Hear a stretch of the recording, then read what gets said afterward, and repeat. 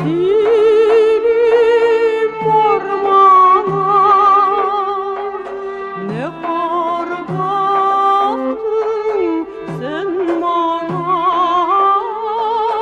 kar baktın bir gen olsam, gönül vermezdim sana.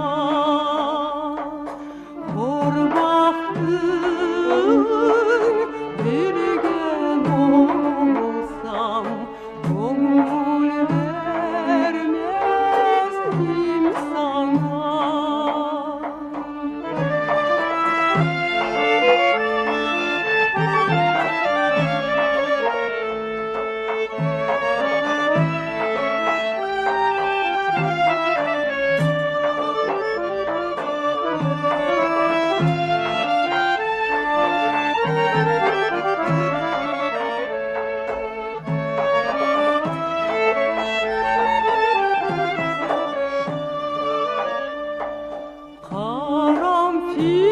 Karanfilim gidersin,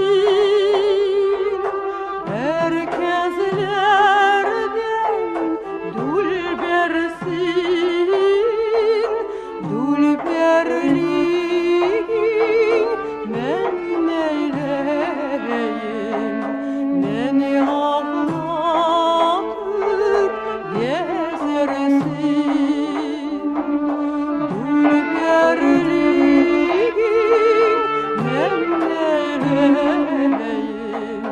Beni ağlatıp gezersin.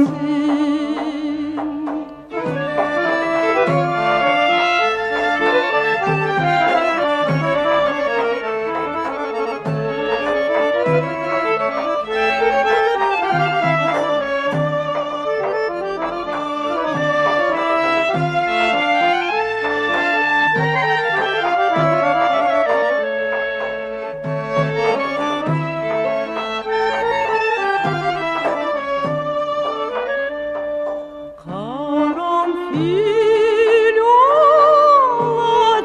olacaksın, sararıp solacaksın. Ben baba